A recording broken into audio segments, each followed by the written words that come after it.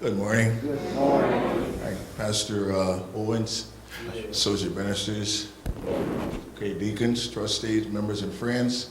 My name is Ernest Ware, Jr.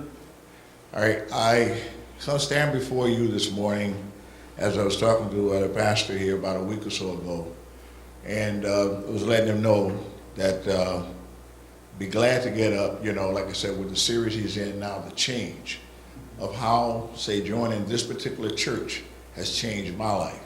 Amen. The church that I was at prior, I'm not going to call no name, I was there for approximately 14 years. Church prior to that, I was there 30-some years. Okay, so I'm dating myself.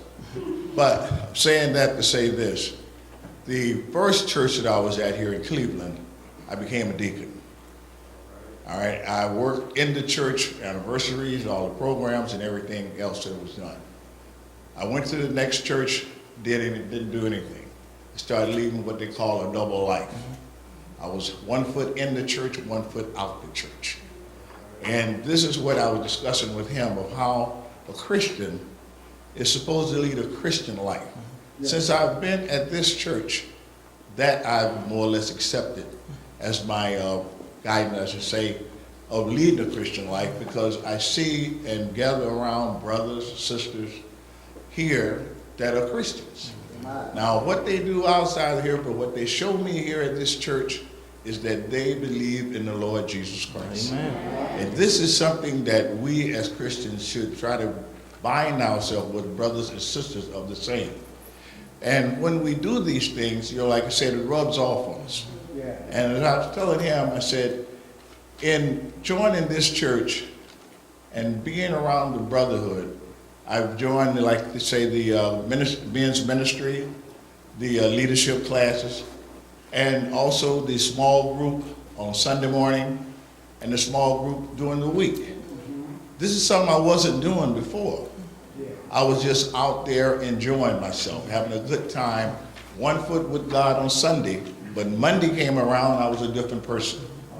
And one crowd I was with, they'll greet me as such, and the other crowd I was with, they'll greet me as another such. So I don't want to go definitely into it, but I'm just going to say this particular church and this pastor has changed my life.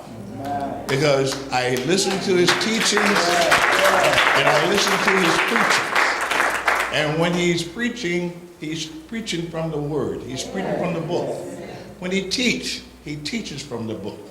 And his teachings are so thorough that a lot of things that I thought I was so in depth in the book and knew about, that he clears everything up. You'll ask him a question in Bible study, he'll get the answer for you. He got the answer. If he doesn't have it, he said, I'll get it for you.